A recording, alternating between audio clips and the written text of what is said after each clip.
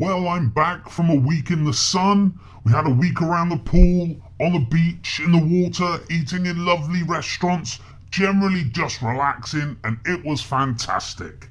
And as you know, I really love being away, but there's nothing quite like getting home after a long day's travelling and sleeping in your own bed.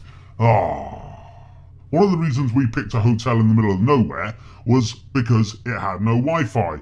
My missus didn't want me getting stressed and ranting at random people about Cameron being a dick, etc. But it didn't work. It really didn't work. Couple of beers and away I went. To anyone that can listen. Anyway, back to it. David Cameron announces new terror laws. Prime Minister David Cameron has unveiled a raft of new anti-terrorism laws to help tackle British jihadists. In a statement to the House of Commons, David Cameron announced plans to give police temporary powers to seize passports at UK borders of Britons they suspect are travelling abroad to fight with terror groups. The Prime Minister also said the government would work up plans for discretionary powers to exclude British nationals from the UK, telling MPs it was abhorrent that British citizens who pledge allegiance elsewhere were able to return to the UK and pose a threat to national security. You can feel it, can't you? You can feel deep down that something is about to happen. It's building, you can feel the tension. Something huge is just around the corner. What that is, I'm not sure. But Cameron and the West have been funding, arming and training Al-Qaeda for years. The West actually became Al-Qaeda's air force in Libya to remove Gaddafi, and they only just failed to become Al-Qaeda's, ISIL's, ISIS, IS, whatever they're called nowadays, failed to become their air force only just last year by losing the Syrian vote. Listen to what old-timer MP Dennis Skinner said to Cameron this week, but in particular, take a note of Cameron's response. Mr. Dennis Skinner. Is the Prime Minister aware that his words would be much more credible if his view and reading of history was as good as all the stuff, the garbage he trots out?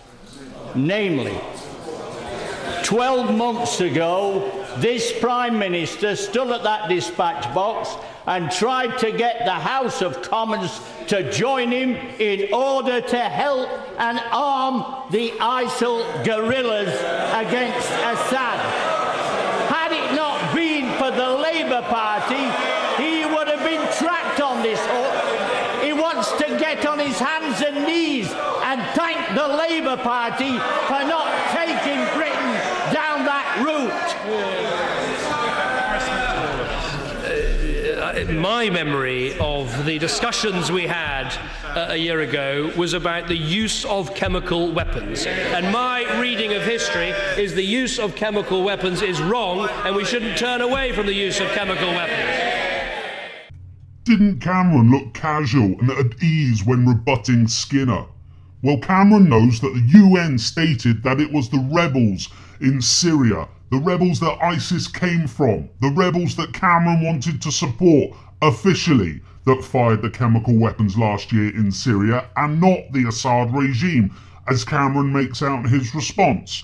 Cameron also knows that he can get away with this blatant lie because neither Clegg or Spittyband are ever going to question the fact that David Cameron lied to the public about who fired chemical weapons in Syria, because they are all three working for the same UK police state goals. Now, Cameron is using the threat of terrorists that he helped arm, fund and train to take our rights at home. This is the big picture of what's actually going on.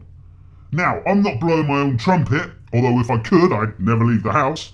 But I said in a video a little while ago that Cameron would use this threat of ISIS, ISIL, IS, whatever they're called, Al-Qaeda, to curtail liberty at home. It's obvious. That's the plan all along, and that's exactly what he's doing.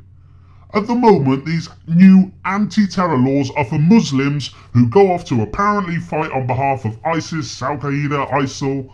But when the next MI5 sponsored attack happens in the UK, like 7/7, just wait and see. Once the dust settles, everyone in the UK, not just Muslims, everyone will have to show their papers wherever they go in the name of safety. Everything we do will have to be tracked and traced by the government in the name of safety. Everything we do will need to have government approval, again, in the name of safety, because David Cameron is using the very terrorists he arms, funds and trains against his own people. We're already having more armed police on the streets and at airports as a result of Cameron's recent statement on terrorism and ISIL, ISIS, Al-Qaeda, whatever they're called. Did you see this article the other day? ISIL terrorists highly likely to attack UK, warns David Cameron, as threat level is raised to severe. Towards the bottom of this article it stated the following. Theresa May, the Home Secretary, insisted there was no intelligence to suggest an attack was imminent, but that the first and most important duty of the government is the protection of the banksters. The British people. So translated, this paragraph actually should read, David Cameron was in the shit because Douglas Carswell's defecting to UKIP, and for it coming out about the pedos in Rotherham and all the negative publicity that this gave Cameron. So despite there being no imminent threat, Cameron needed to take back the front pages and act very important to keep us safe. It's all bullshit. I believe there will be a terror attack in the UK, and soon. For the record, I will have nothing to do with it. But can't you feel it? Can't you feel something building? It's horrible.